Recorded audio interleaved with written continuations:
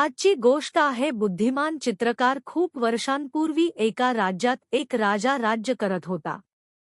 त्याला फक्त एक डोळा आणि एक पाय होता. हा कमकुवतपणा असूनही तो एक कार्यक्षम, दयाळू आणि बुद्धिमान शासक होता.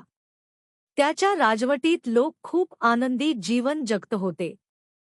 एके दिवशी राजा आपल्या महालात चालला होता.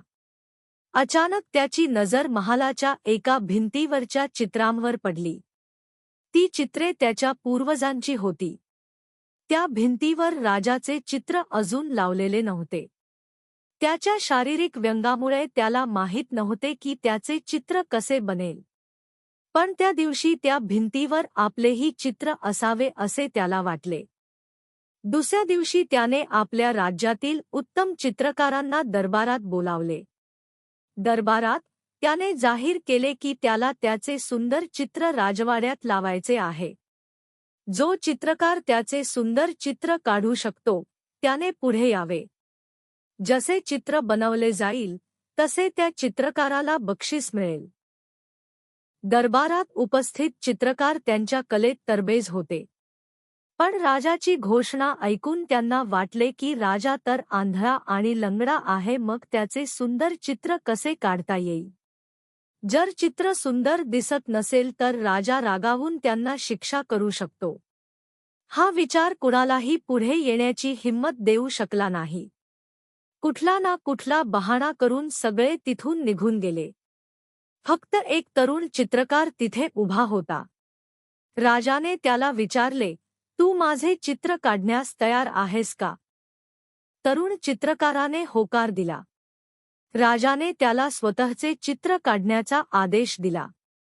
दुसऱ्या दिवसापासून चित्रकाराने राजाचे चित्र काढण्यास सुरुवात केली.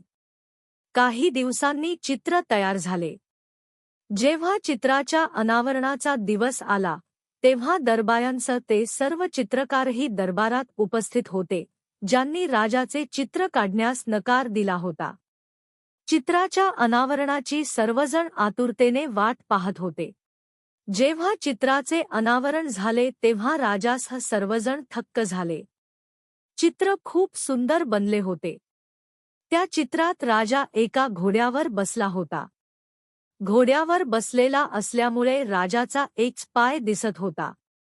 घोड्यावर बसून राजा एक डोळा बंद करून धनुष्याने लक्ष साधत होता, ज्यामुळे त्याचे आंधळेपणही लपले होते.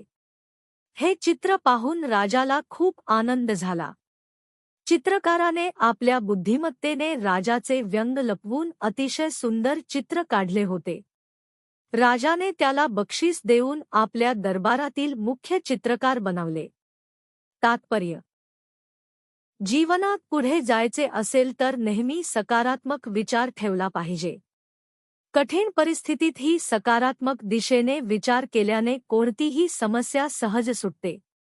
जर तुम्हाला अशा छान छान गोष्टी ऐकायच्या असतील तर माझ्या चॅनेलला फॉलो, लाईक, शेअर आणि सबस्क्राईब करा.